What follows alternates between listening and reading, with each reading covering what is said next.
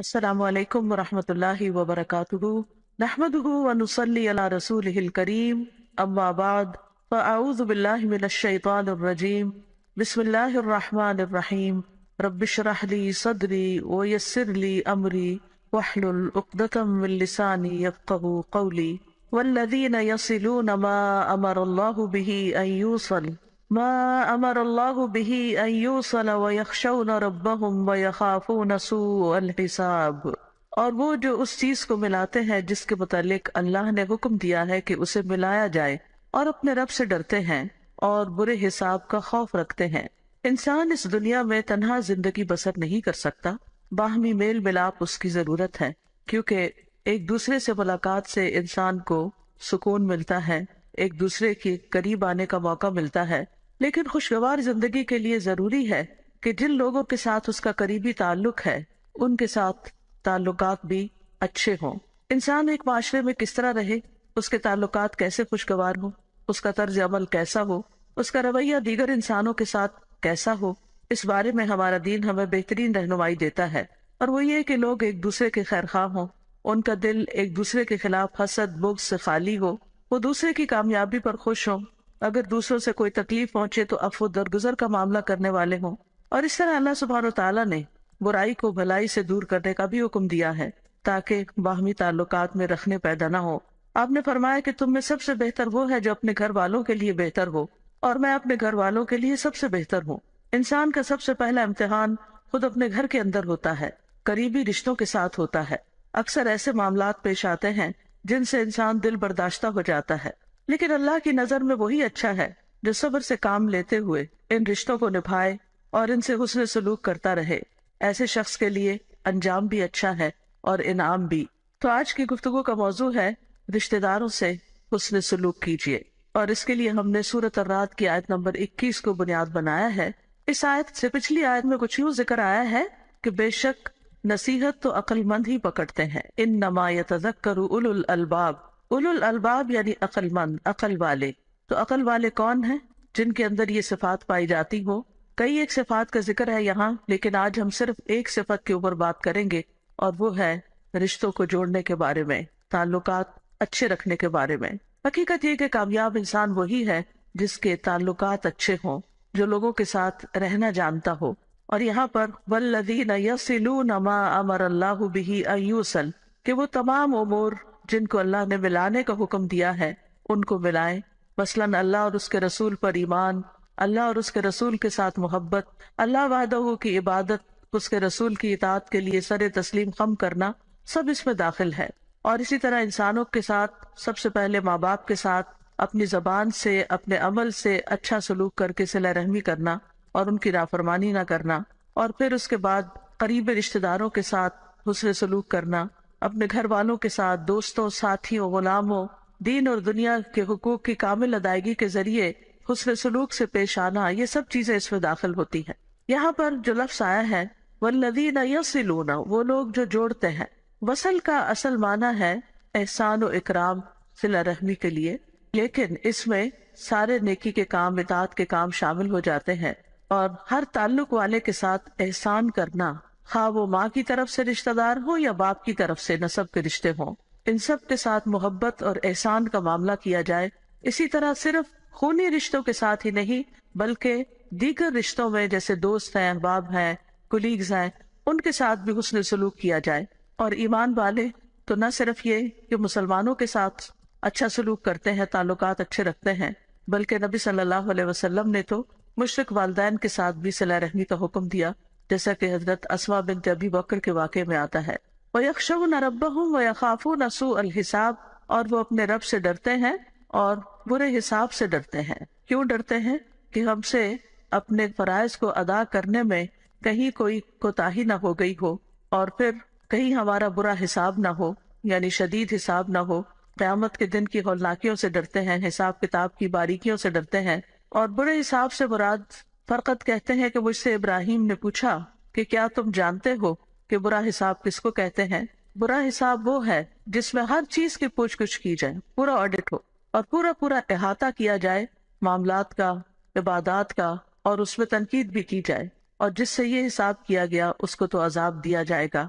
تو یہاں پر اللہ سبحانہ و تعالیٰ کے لیے خشیت کا لفظ آیا ہے اور آخرت کے حساب کے لیے خوف کا لفظ آیا ہے. دونوں میں فرق یہ ہے کہ خشیت میں تعظیم بھی شامل ہوتی ہے، اور بعض علماء کہتے ہیں کہ خشیت سے مراد شدید ترین خوف ہے، کہ اللہ سے بہت زیادہ ڈرتے ہیں. اور اس کے بارے میں صحیح مسلم میں آپ نے فرمایا کہ تم اللہ سے اس طرح ڈرو گویا کہ تم اللہ کو دیکھ رہے ہو. اگر یہ مرتبہ حاصل نہ ہو تو کم از کم اتنا یقین رکھو کہ اللہ تم کو دیکھ رہا ہے. اور اہل ایمان جو ہے وہ آخرت کے دن سے خوف کھاتے ہوئے نیک اعمال کرتے ہیں، جیسا کہ قرآن مجید میں بھی آتا ہے رجال لا تلہیہم تجارت ولا بیع عن ذکر اللہ واقام الصلاۃ وایتاء الزکاۃ یخافون یوما تتقلب فیہ القلوب والابصار. وہ مرد جنہیں اللہ کے ذکر اور نماز قائم کرنے اور زکوٰۃ دینے سے نہ کوئی تجارت غافل کرتی ہے اور نہ کوئی خرید و فروخت، وہ اس دن سے ڈرتے ہیں جس میں دل اور آنکھیں الٹ جائیں گی. اسی طرح یوفون بالنذر ویخافون یوما کان شرہ مستطیرا، جو اپنی نظر پوری کرتے ہیں اور اس دن سے ڈرتے ہیں جس کی مصیبت بہت زیادہ پھیلی ہوئی ہوگی. یعنی مومن سارے نیک کام کرنے کے بعد، اللہ تعالیٰ کے حقوق ادا کرنے کے بعد اور بندوں کے حقوق ادا کرنے کے بعد، صلہ رحمی کرنے کے بعد بھی ڈرتے رہتے ہیں، کیونکہ آخرت کا دن کوئی معمولی دن نہیں، وہ حساب کتاب کا دن ہے اور اس میں انسانوں کی حالت غیر ہوگی. اس لیے وہ ڈرتے ہیں کہ کہیں ہم سے زیادہ حساب نہ لیا جائے، کیونکہ جس سے پوچھ لیا گیا اس کے پاس تو کوئی جواب نہیں ہو سکتا پھر. اور جہاں تک صلہ رحمی کا تعلق ہے، جو کہ آج کی ہماری گفتگو کا موضوع ہے، تو صلہ رحمی جو ہے صلہ سے ہے. صلہ کہتے ہیں ایک چیز کو دوسری چیز کے ساتھ ملانا حتیٰ کہ وہ اس سے چمٹ جائے، اور اس کی ضد جو ہے ہجران ہے، یعنی چھوڑ دینا. ابن منظور نے لغوی اور اصطلاحی معنوں کے درمیان تعلق کو واضح کرتے ہوئے کہا کہ یہ ایک کنایہ ہے ان رشتہ داروں پر احسان کرنے کے بارے میں جو نسبی اور سسرالی ہو. نسبی جو ماں باپ کی طرف سے ہو، اور سسرالی جو ساس سسر کے رشتے میں سے رشتہ دار بنے. ان پر شفقت کرنا اور ان کے ساتھ نرمی سے پیش آنا اور ان کے احوال کی رعایت کرنا، خواہ وہ دور کے رشتہ دار ہوں یا وہ بدسلوکی کرتے ہوں. یعنی صلہ رحمی میں صرف ماں کی طرف کے رشتہ دار شامل نہیں ہیں، کیونکہ رحم سے تعلق جوڑا جاتا ہے اس کا، تو پھر صرف سمجھا جاتا ہے شاید ماں ہی کے طرف سے جو رشتہ دار ہے. نہیں، اس میں باپ کی طرف سے بھی حسب نسب جو بھی انسان کا ہے، اور پھر صرف والدین ہی نہیں بلکہ سسرال بھی، یعنی میکا ہی نہیں، سسرال کے ناطے سے بھی جو رشتے بنتے ہیں وہ بھی شامل ہیں. اور پھر اس میں دور کے رشتہ دار بھی شامل ہیں اور قریب کے بھی شامل ہیں، اور وہ بھی شامل ہیں جو ہم سے اچھا سلوک کرتے ہیں اور وہ بھی شامل ہیں جو ہم سے اچھا سلوک نہ کریں. تو صلہ رحمی کے برعکس ایک لفظ استعمال ہوتا ہے قطع رحمی، اور وہ ان تمام چیزوں کے برعکس کو کہتے ہیں. گویا جب وہ ان پہ احسان کرتا ہے تو اپنے اور ان کے درمیان قرابت داری اور سسرالی رشتہ داری اور جائز صلے اور عطیے کو ملاتا ہے، اور قطع رحمی میں کاٹتا ہے.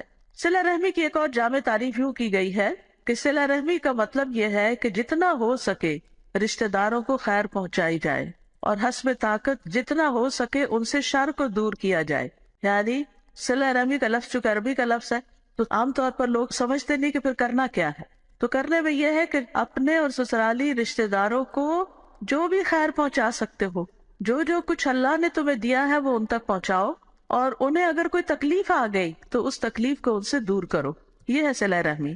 امام نووی کہتے ہیں صلہ رحمی رشتہ داروں پر اس انداز میں احسان کرنا ہے کہ وہ صلہ رحمی کرنے والے کے اور جس کے ساتھ صلہ رحمی کی جا رہی ہے اس کے حالات کے مناسب ہو. کبھی یہ مال کے ذریعے ہوتی ہے، کبھی خدمت کرنے سے، کبھی صرف ملاقات اور سلام کرنے سے ہوتی ہے. ابن قیم کہتے ہیں کہ صلہ رحمی یہ نہیں کہ رشتہ داروں کو اس حال میں چھوڑ دیا جائے کہ وہ بھوک اور پیاس اور برہنگی سے تباہ ہو رہے ہوں اور ان کا رشتہ دار بہت زیادہ مالدار ہو. اور صلہ رحمی واجب ہے، خواہ رشتہ دار کافر ہی کیوں نہ ہو اور اس کا دین کے ساتھ کوئی تعلق نہ ہو، پھر بھی اس کے ساتھ صلہ رحمی کرنی چاہیے. یعنی اگر صلہ رحمی کرنے والا دین سے تعلق رکھتا ہے اور نہ کرنے والا دین سے تعلق نہیں رکھتا، پھر بھی صلہ رحمی کرو. اسی طرح یہ بھی کہا گیا ہے کہ فوائد کا تبادلہ کرنا، یعنی ایک دوسرے کو صرف فائدہ پہنچانا ہی صلہ رحمی نہیں. یہ کہ اگر تمہارے رشتہ دار تمہارے ساتھ صلہ رحمی کرے تو تم بھی ان کے ساتھ صلہ رحمی کرو، اور اگر وہ تم سے دور چلے جائے تو تم بھی دور چلے جاؤ. یہ صلہ رحمی کی صفت نہیں، یہ تو ایک دوسرے کو بدلہ دینا ہے. یعنی یہ تو آپ نے بدلہ دیا، کسی نے آپ سے اچھا کیا، آپ نے بدلے میں اچھا کر دیا، یعنی یہ تو فوائد کا تبادلہ ہو گیا. لیکن صلہ رحمی کا معاملہ ان تمام چیزوں سے بلند ہے. عبداللہ ابن عمر رضی اللہ عنہ کہتے ہیں کہ نبی صلی اللہ علیہ وسلم نے فرمایا، کسی کام کا بدلہ دینا صلہ رحمی کرنا نہیں، بلکہ صلہ رحمی کرنے والا وہ شخص ہے کہ جب اس کے ساتھ صلہ رحمی والا معاملہ ختم کر دیا جائے وہ پھر بھی صلہ رحمی کرے۔ سلیمان بن موسیٰ کہتے ہیں ابن محیریز سے کہا گیا کہ رشتہ داروں کا کیا حق ہے؟ انہوں نے کہا اگر رشتہ دار آپ کی طرف آئے تو ان کا استقبال کیا جائے، ویلکم کیا جائے، اور اگر وہ پیٹھ پھیر کے جائیں تو ان کے پیچھے جایا جائے۔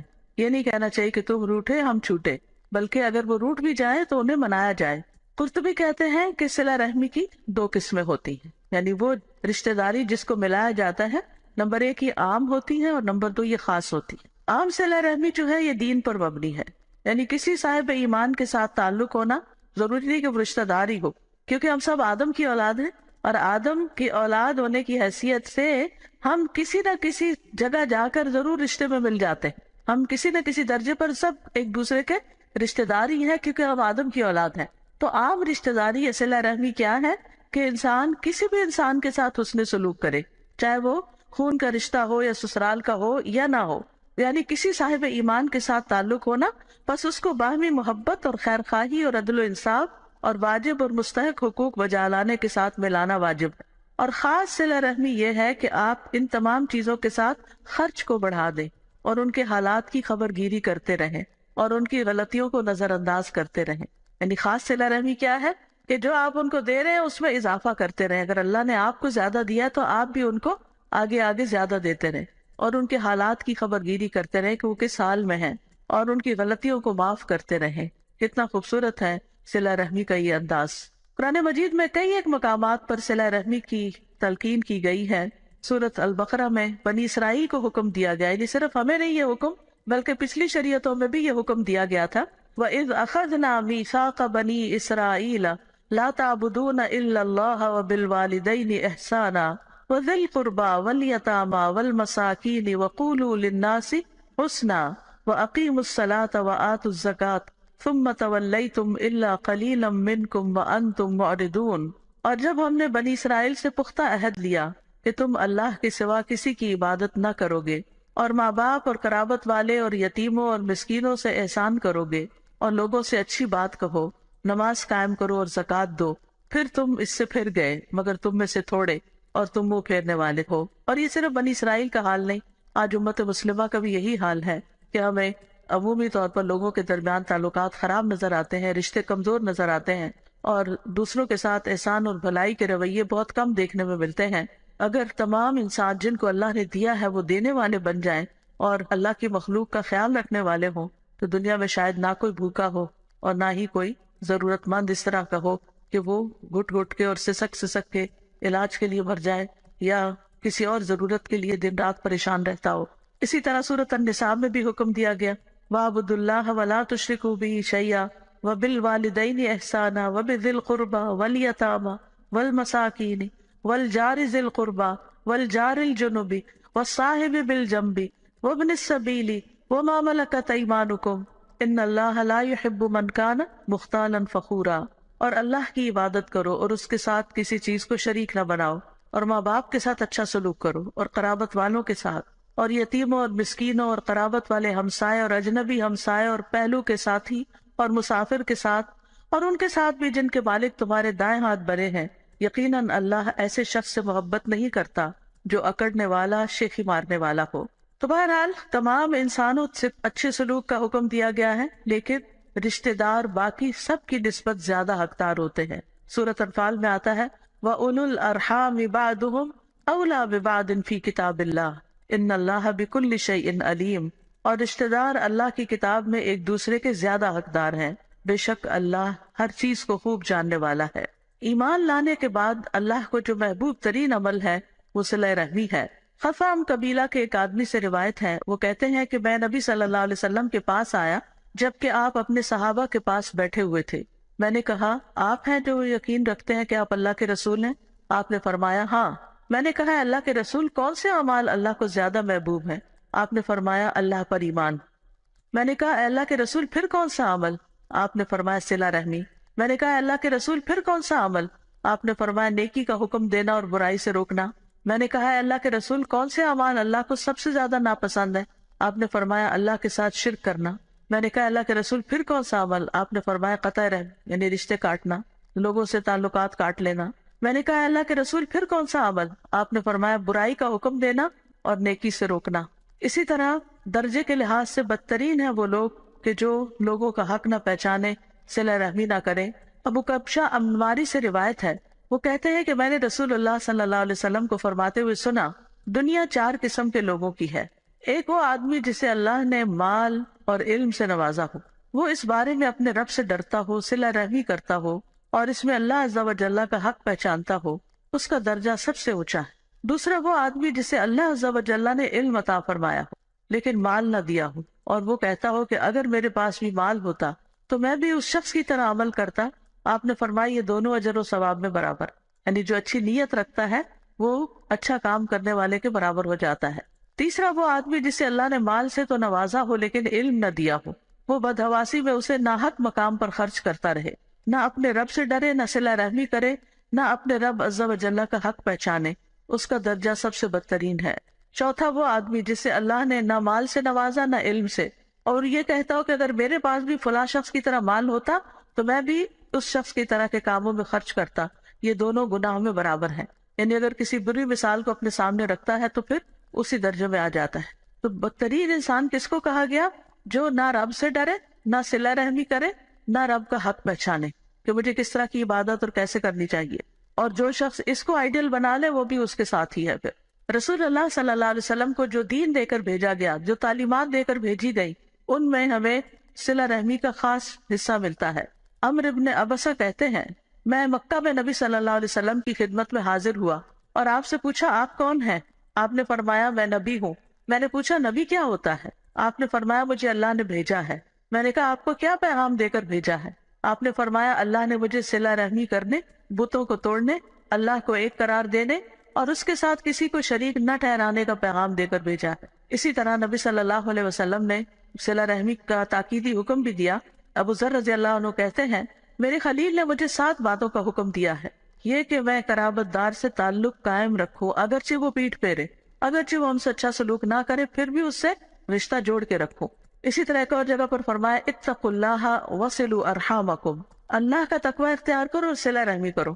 یہاں آپ دیکھ رہے ہیں کہ متعدد بار یہ بات ملتی ہے کہ اللہ سے ڈرو اور صلہ رحمی کرو، یا اللہ سے ڈرتے ہیں اور صلہ رحمی کرتے ہیں۔ تو حقیقت یہ ہے کہ جو لوگ اللہ سے ڈرتے ہیں وہی رشتوں کو نبھا سکتے ہیں، کیونکہ جن قریبی لوگوں کے ساتھ انسان رہتا ہے یا ان کے درمیان میں رہتا ہے تو ان سے بہت دفعہ اختلاف بھی ہوتا ہے، بہت دفعہ ان کے ساتھ آرگیومنٹس ہو جاتے ہیں، بدمزگی ہو جاتی ہے، بدگمانیاں ہو جاتی ہیں، لڑائی جھگڑے ہو جاتے ہیں، تو انسان پھر اپنے دل میں گرج پال لیتا ہے، بغض رکھ لیتا ہے۔ تو اس سے نکلنے کے لیے بہت ضروری ہے کہ انسان کے اوپر اللہ کا ڈر ہو، کیونکہ جو اللہ سے ڈرتا ہے وہی رشتوں کو نبھا سکتا ہے۔ اگر اللہ سے نہ ڈرا جائے، انسان اگر اپنی خواہش نفس پہ چلنے لگے تو پھر انسان کے حالات میں بہتری نہیں آ سکتی۔ حضرت انس رضی اللہ عنہ سے مروی ہے کہ نبی صلی اللہ علیہ وسلم نے اپنی بیماری کے ایام میں فرمایا تمہارے رشتہ دار یعنی رحم کے رشتوں کو توڑنے سے بچو۔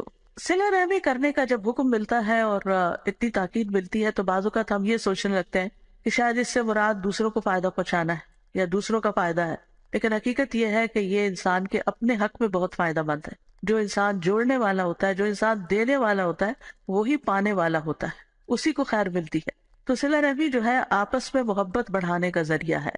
ابن عمر کہتے ہیں، جو اپنے رب کا تقوی اختیار کرے اور صلہ رحمی کرے اس کی موت میں تاخیر کر دی جاتی، یعنی عمر لمبی ملتی ہے اس کو، اور اس کے مال میں اضافہ کر دیا جاتا ہے، اور اس کے گھر والے اس سے محبت کرنے لگتے ہیں۔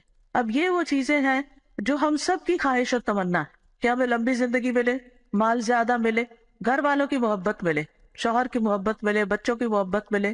تو اس کے لیے انسان کو اپنے نفس کے خلاف جا کر ایسے لوگوں کے ساتھ احسان کرنے کی ضرورت ہے کہ جو ہمارے ساتھ اچھا نہیں کرتے، جو ہم سے دور بھاگتے ہیں، جو ہمارا خیال نہیں رکھتے، جو ہمیں نہیں پوچھتے ہماری مشکلات میں، ان کے ساتھ پھر احسان کیا جائے، اچھا سلوک کیا جائے۔ حضرت انس کہتے ہیں، میں نے رسول اللہ صلی اللہ علیہ وسلم سے سنا، آپ نے فرمایا، جس شخص کو پسند ہو کہ اس کے رزق میں وسعت ہو یا اس کی عمر دراز ہو تو اسے چاہیے کہ وہ صلہ رحمی کرے۔ انس بن مالک سے مسند احمد کی روایت ہے، جس شخص کو یہ بات پسند ہو کہ اس کی عمر میں برکت اور رزق میں اضافہ ہو جائے، اسے چاہیے کہ اپنے والدین کے ساتھ نیکی کرے اور صلہ رحمی کیا کرے۔ رسول اللہ صلی اللہ علیہ وسلم نے فرمایا جس نیکی کا بہت جلد اجر مل جاتا ہے، جلدی صلہ ملتا ہے، وہ صلہ رحمی ہے۔ یعنی کچھ نیکی آپ کرتے ہیں تو ان کا بدلہ آپ کو آخرت میں ملے گا، کچھ نیکی آپ ایسے کرتے ہیں ان کا صلہ آپ کو دنیا میں بھی ملتا ہے، آخرت میں بھی ملتا ہے۔ تو جس نیکی کا بدلہ انسان کو جلد یعنی دنیا میں بھی مل جاتا ہے وہ کیا ہے؟ صلہ رحمی۔ یہاں تک کہ کچھ گھرانوں کے لوگ فاجر و فاسق ہوتے ہیں، یعنی دین میں نہیں ہوتے، لیکن وہ صلہ رحمی کرتے ہیں تو ان کے مال بڑھ جاتے ہیں اور ان کے افراد کی کثرت ہو جاتی، یعنی خاندان بھی بڑھ جاتا ہے اور مال بھی بڑھ جاتا ہے۔ اسی طرح ایک اور روایت میں آتا ہے، ابو ہریرہ کہتے ہیں کہ نبی صلی اللہ علیہ وسلم نے فرمایا 3 چیزیں برحق ہیں۔ نمبر 1، جس بندے پر ظلم ہو اور وہ اللہ کی خاطر اس پہ خاموشی اختیار کر لے، اللہ اپنی مدد کے ذریعے اس کی عزت میں اضافہ کرتا ہے۔ نمبر 2، جو آدمی صلہ رحمی کے لیے جود و سخا کا دروازہ کھولتا ہے تو اللہ اس کے مال میں اتنا ہی اضافہ کر دیتا ہے، یعنی کم نہیں ہونے دیتا اس کے مال۔ اور جو آدمی اپنے اوپر مانگنے کا دروازہ کھولتا ہے تاکہ اپنا مال بڑھا لے تو اللہ عز و جل اس کی قلت میں اور اضافہ کر دیتا ہے۔ اور پھر یہ بھی ہے کہ رشتہ دار کو دینے کا دگنا اجر ملتا ہے۔ سلمان بن عامر کہتے ہیں نبی صلی اللہ علیہ وسلم نے فرمایا بے شک مسکین آدمی کو صدقہ دینا صرف صدقہ ہے، جبکہ قرابت دار کو صدقہ دینا صدقہ بھی ہے اور صلہ رحمی بھی ہے، دوہرا اجر ہے۔ عمر بن دینار کہتے ہیں جان لو کہ فرض نماز ادا کرنے کے لیے اٹھائے جانے والے قدم کے بعد رشتہ داری کو ملایا جانے والا قدم اجر میں سب سے زیادہ بڑا ہے۔ یعنی نماز کے لیے اٹھتے ہو اور آگے جاتے ہو تو اسی طرح اگر کسی رشتہ دار کے لیے اٹھ کے اس کو ویلکم کرتے ہو یا اس کی خدمت کے لیے جاتے ہو یا اس کی خیر خبر کرتے ہو تو یہ قدم اللہ سبحانہ تعالیٰ کو پسند ہے اور اجر میں بہت بڑا ہے۔ طیبی کہتے ہیں کہ اللہ دنیا میں رشتہ داری ملانے والے کے اثر کو لمبی دیر تک باقی رکھتا ہے تو وہ جلدی کمزور نہیں پڑتا جیسے کہ رشتہ داری کاٹنے والے کے اثرات کمزور پڑ جاتے ہیں، یعنی انفلوئنس نہیں کر سکتا جو رشتے کاٹے۔ صلہ رحمی دنیا میں بھی کام آتی ہے اور قبر میں بھی کام آئے گی۔ نبی صلی اللہ علیہ وسلم نے فرمایا میت کو جب اس کی قبر میں رکھا جاتا ہے تو وہ ان کے پلٹ جانے کے وقت ان کے جوتوں کی آواز سنتی ہے۔ سو اگر وہ مومن ہوتا ہے تو نماز اس کے سرہانے ہوتی ہے، روزہ اس کی دائیں طرف ہوتا ہے، زکوٰۃ اس کی بائیں طرف ہوتی ہے، اور دیگر نیک کام صدقہ، صلہ رحمی، نیکی اور لوگوں سے اچھائی اس کے دونوں پاؤں کے پاس ہوتے ہیں۔ تو اس سے کیا پتہ چلتا ہے کہ قبر میں اگر عذاب آنے لگے تو صلہ رحمی جو ہے وہ پروٹیکشن کا کام دیتی ہے، اور وہ کہتے ہیں کہ میری طرف آنے کا کوئی راستہ نہیں ہے۔ پھر اسی طرح آخرت میں بھی جو لوگ ایمان لائے اور ان کی اولاد کسی بھی درجے میں ایمان کے ساتھ ان کے پیچھے چلی تو اللہ تعالیٰ فرماتے ہیں ہم ان کی اولاد کو ان کے ساتھ ملا دیں گے اور ان سے ان کے عمل میں کچھ کمی نہ کریں گے۔ ہر آدمی اس کے عوض جو اس نے کمایا گروی رکھا ہوا ہے، ہر آدمی جو اس نے کمایا اس کے عوض گروی رکھا ہوا ہے، یعنی اس کی جان نہیں چھوٹ سکتی جب تک کہ وہ اپنی جان کا کوئی تاوان نہ دے دے۔ اسی طرح یہ کہ صلہ رحمی جنت میں لے جانے والا عمل ہے۔ نبی صلی اللہ علیہ وسلم نے پہلی تعلیم جو مدینہ والوں کو دی تھی وہ کیا تھی کہ سلام پھیلاؤ، اچھی گفتگو کرو، صلہ رحمی کرو، اور راتوں کو جب لوگ سو رہے ہو تو تم قیام کرو، تم سلامتی کے ساتھ جنت میں داخل ہو جاؤ گے۔ اس کے برعکس جو دوسرا رویہ ہوتا ہے جس میں انسان رشتہ داروں کو پوچھتا بھی نہیں ہے، ان کی خیر خیریت بھی نہیں لیتا، وہ ہے قطع رحمی، رشتوں کو کاٹنا۔ سورۃ البقرہ میں اللہ تعالیٰ فرماتے ہیں جو اللہ کے عہد کو اس کے مضبوط باندھ دینے کے بعد توڑ دیتے ہیں اور جس چیز کا اللہ نے جوڑنے کا حکم دیا اس کو کاٹ ڈالتے ہیں اور زمین میں فساد کرتے ہیں، یہی لوگ دراصل خسارہ پانے والے ہیں۔ یاد رکھیے رشتوں کو کاٹنا اللہ کی لعنت کا مستحق بناتا ہے انسانوں۔ والذین ینقضون عہد اللہ من بعد میثاقہ ویقطعون ما امر اللہ بہ ان یوصل ویفسدون فی الارض اولئک لہم اللعنۃ ولہم سوء الدار۔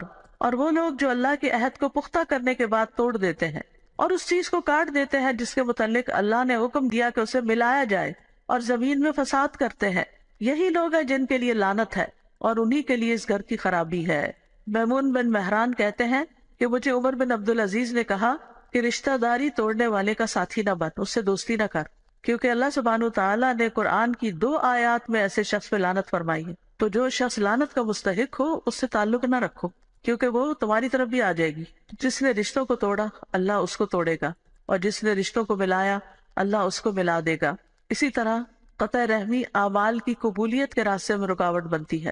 ابو ہریرہ رضی اللہ عنہ سے روایت ہے، وہ کہتے ہیں میں نے رسول اللہ صلی اللہ علیہ وسلم کو فرماتے ہوئے سنا یقیناً بنی آدم کے اعمال ہر جمعرات کو پیش کیے جاتے ہیں اور کسی قطع رحمی کرنے والے کے عمل کو قبول نہیں کیا جاتا، یعنی جو رشتوں کو کاٹتا ہے اس کے باقی نیک اعمال بھی قبول نہیں ہوتے.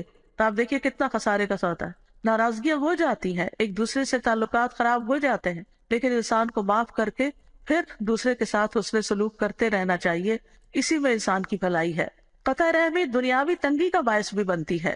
نبی صلی اللہ علیہ وسلم نے فرمایا جس نے قطع رحمی کی یا جھوٹی قسم اٹھائی وہ مرنے سے پہلے اس کا وبال دیکھ لے گا. دنیا میں ہی ملنے والی سزا ہے اس کی، یعنی یہ ایسا گناہ ہے جس کی سزا دنیا میں ہی مل جاتی ہے انسان کو. نبی صلی اللہ علیہ وسلم نے فرمایا کوئی گناہ اس لائق نہیں ہے کہ اللہ اس کے کرنے والے کو جلدی دنیا میں سزا دے دے اور اس کے ساتھ ساتھ آخرت میں بھی اس سزا کو جمع رکھے، سوائے قطع رحمی کے، خیانت کے اور جھوٹ کے. یہ ایسی چیزیں ہیں کہ جن کی وجہ سے دنیا میں بھی انسان پر مصیبتیں آتی ہیں. اور رشتہ داروں کے ساتھ اگر انسان ظلم کرنے والا ہو تو وہ گناہ ویسے ہی معاف نہیں ہوگا. عام لوگوں کے ساتھ بھی تعلقات اچھے ہونے چاہیے. 3 دن سے زیادہ کسی کے ساتھ ناراضگی نہیں ہونی چاہیے. نبی صلی اللہ علیہ وسلم نے فرمایا کسی مسلمان کے لیے جائز نہیں کہ 3 دن سے زیادہ اپنے کسی مسلمان بھائی سے قطع تعلق رکھے. اگر دونوں ہی 3 دن سے زیادہ قطع کلامی کیے رہیں تو جب تک وہ اس حال پر رہیں گے حق سے دور رہیں گے. جو پہلے رجوع کر لے گا اس کا یہ پہل کرنا اس کے لیے کفارہ بن جائے گا. اگر اس نے دوسرے کو سلام کیا لیکن اس نے جواب نہ دیا تو سلام کرنے والے کو فرشتے جواب دیں گے اور رد کرنے والے کو شیطان. اگر وہ دونوں قطع تعلقی کی حالت میں مر گئے تو جنت میں اکٹھے کبھی نہ ہو سکیں گے. اسی طرح 1 سال تک قطع رحمی کیے رکھنا دوسرے کو قتل کرنے کے برابر ہے. رسول اللہ صلی اللہ علیہ وسلم نے فرمایا کسی مسلمان کے لیے حلال نہیں کہ اپنے بھائی کو 3 دن سے زائد چھوڑے رکھے، یعنی ناراض ہو کر. ویسے تو انسان اب جیسے آج کل لاک ڈاؤن ہے تو سب اپنے اپنے گھروں میں ہیں اور سب کو انسان جن جن کو جانتا ہے سب کو فون میسج بھی نہیں کر سکتا کیونکہ رمضان کے دن ہیں. اگر ہم مصروف ہوتے ہیں تو دوسرے بھی مصروف ہوتے ہیں، عبادت کے دن ہیں، لیکن ان کے لیے دعائیں ہم کرتے ہیں، دعاؤں میں وہ یاد رہتے ہیں. تو اس طرح قطع رحمی نہیں ہوتی، قطع تعلقی نہیں ہوتی. لیکن یہ ہے کہ انسان کے لیے ناراض ہو کر کسی سے سلام دعا چھوڑ دینا یہ درست نہیں، یہ قطع رحمی ہوتی ہے. رسول اللہ صلی اللہ علیہ وسلم نے فرمایا کسی مسلمان کے لیے حلال نہیں کہ اپنے بھائی کو 3 دن سے زیادہ چھوڑے رکھے. بس جس نے 3 دن سے زائد چھوڑ دیا اور اسی حالت میں مر گیا تو وہ آگ میں جائے گا. قرب قیامت کی نشانیوں میں سے ایک نشانی بھی ہے.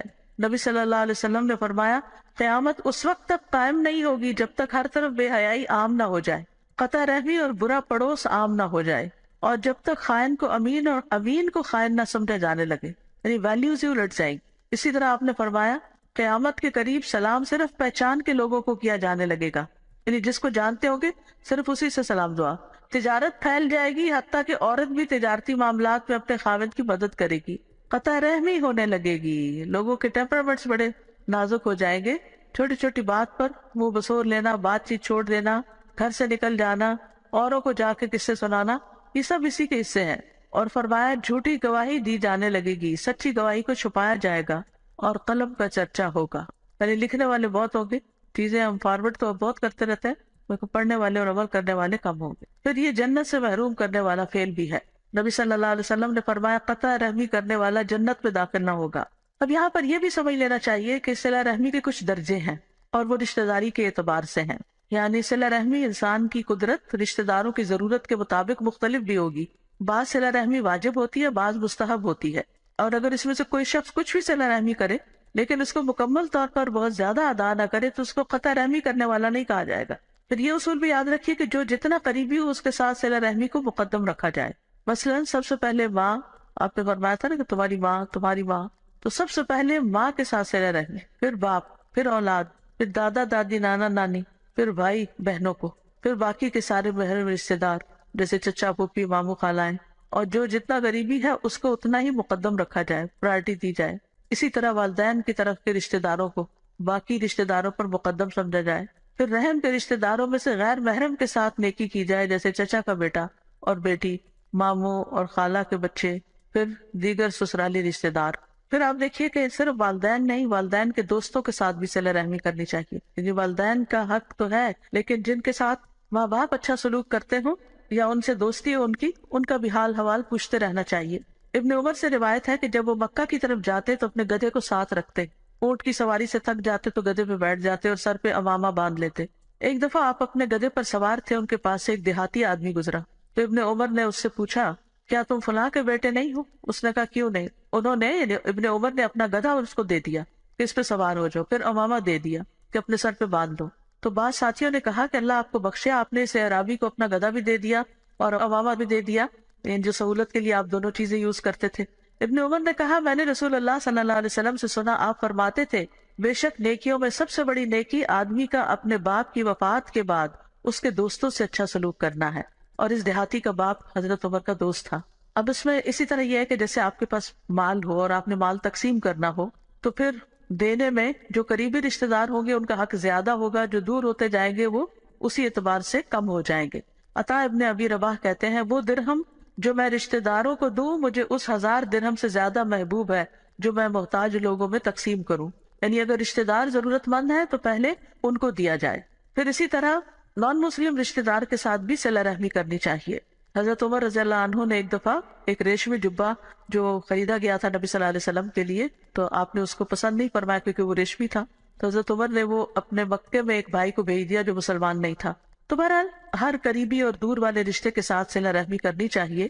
ابن عباس کہتے ہیں کہ اپنے حسب نسب یاد رکھو، رشتے یاد رکھو جن کے ساتھ تم صلہ رحمی کر سکو، خاص طور پر جو لوگ باہر کے ممالک میں رہتے ہیں وہ بیک ہوم اپنے جو رشتہ دار ہیں، بہن بھائی ہیں، ان کے بچے ہیں، ماموں پھوپھی وغیرہ، ان سب کا تعارف اپنے بچوں کو ضرور کروائیں کہ کون کیا ہے۔ ابن عباس کہتے ہیں اپنے حسب نسب یاد رکھو تاکہ تم صلہ رحمی کر سکو، اگر رشتے ہی یاد نہیں ہوں گے تو رشتہ داری کہاں سے نبھائی جائے گی۔ پھر فرمایا اگر رشتہ داروں کو صلہ رحمی کے ساتھ قریب کیا جائے تو وہ دور نہیں ہوتے اگرچہ وہ دور ہو، اور رشتہ دار کو جب دور کر دیا جائے تو وہ قریب نہیں ہوتے اگرچہ وہ قریب ہی کیوں نہ ہو۔ اور ہر رشتہ داری قیامت کے دن اپنے ساتھی کے سامنے آئے گی اور وہ اس کے حق میں رشتہ داری ملانے کی گواہی دے گی اگر اس نے اس کو جوڑا ہوگا، اور اس کے خلاف کاٹنے کی گواہی دے گی اگر اس نے اس کو کاٹا ہوگا۔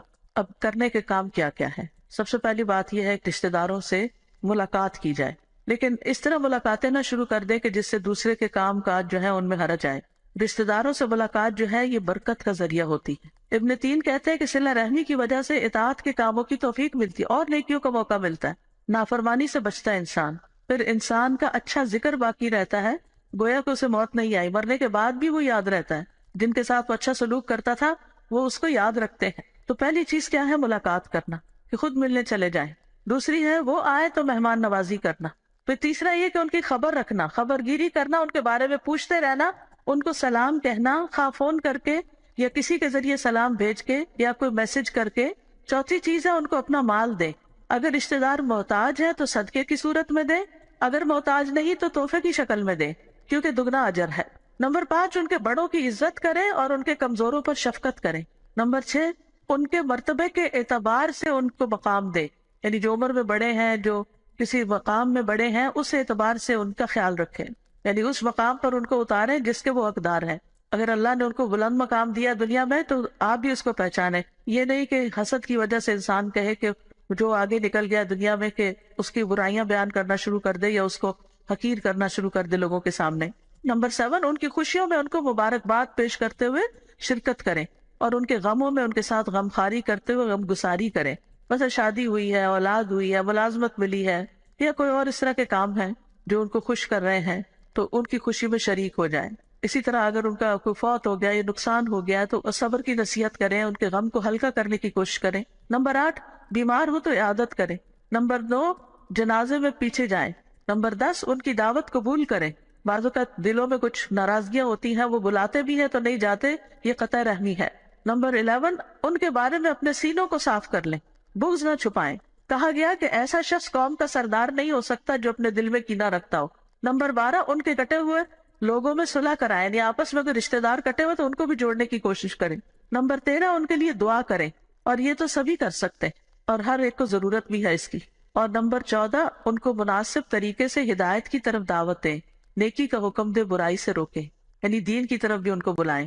اور ہمیں یہ دعا ضرور کرنی چاہیے، اللہم الف بین قلوبنا وَأَصْلِحْ ذَاتَ بَيْنِنَا وَاهْدِنَا سُبُلَ السَّلَامِ وَنَجِّنَا مِنَ الظُّلُمَاتِ إِلَى النُّورِ وَجَنِّبْنَا الْفَوَاحِشَ مَا ظَهَرَ مِنْهَا وَمَا بَطَنَ وَبَارِكْ لَنَا فِي أَسْمَاعِنَا وَأَبْصَارِنَا وَقُلُوبِنَا وَأَزْوَاجِنَا وَذُرِّيَّاتِنَا وَتُبْ عَلَيْنَا إِنَّكَ أَنْتَ التَّوَّابُ الرَّحِيمُ وَاجْعَلْنَا شَاكِرِينَ لِنِعْمَتِكَ مُثْنِينَ بِهَا قَابِلِيهَا وَأَتِمَّهَا عَلَيْنَا۔ اے اللہ ہمارے دلوں میں محبت پیدا کر دے، یعنی ہمارے رشتوں میں، تعلقات میں، اور ہمارے آپس کے معاملات کی اصلاح کر دے، اور ہمیں سلامتی کے راستوں کی طرف رہنمائی فرما دے، اور ہمیں اندھیروں سے نجات دے کر نور کی طرف لے آ، اور ہمیں تمام ظاہری اور چھپی بدکاریوں سے محفوظ رکھ، اور ہمارے کانوں اور ہماری آنکھوں اور ہمارے دلوں اور ہمارے گھر والوں اور ہماری اولاد میں برکت عطا فرما، اور ہماری توبہ قبول فرما، بے شک تو بہت زیادہ توبہ قبول کرنے والا اور رحمت کرنے والا ہے، اور ہمیں اپنی نعمتوں کا شکر کرنے والا بنا دے، اور ان کی تعریف کرنے والا اور ان کو قبول کرنے والا بنا دے، اور ان نعمتوں کو ہم پر کامل فرما دے، مکمل کر دے۔ تو بہرحال رشتے داروں کو سلام بھیجیے، میسج بھیجیے، آج کے اس لیکچر سننے کے بعد کچھ نہ کچھ عمل ضرور کیجیے، جو قریب ہو ان کو تحفے تحائف دیجیے، کوئی عطیات دیجیے، کیونکہ اس سے آپس میں محبت بڑھتی ہے، ان کی ضروریات پوری کیجیے، اگر کوئی ضرورت مند ہے، مقروض ہو گئے ہیں تو قرضہ ادا کر دیجیے، بھوکے ہیں تو کھانا کھلا دیجیے، اور اگر انہوں نے آپ کے ساتھ کوئی برا سلوک کیا تو معاف کر دیجیے، اچھے اخلاق سے پیش آئیے، جو کاٹیں دور بھاگے انہیں قریب کیجیے، اللہ کی خاطر ملاقات کے لیے جائیے۔ نبی صلی اللہ علیہ وسلم نے سب سے پہلے دین کی تبلیغ اپنے رشتہ داروں کو کی تھی، لہٰذا انہیں دینی پیغام کسی نہ کسی طرح دیجیے، کوئی کتاب، کوئی لیکچر، کوئی بک مارک، کوئی ایسی چیز جس پہ کوئی اچھا میسج ہو۔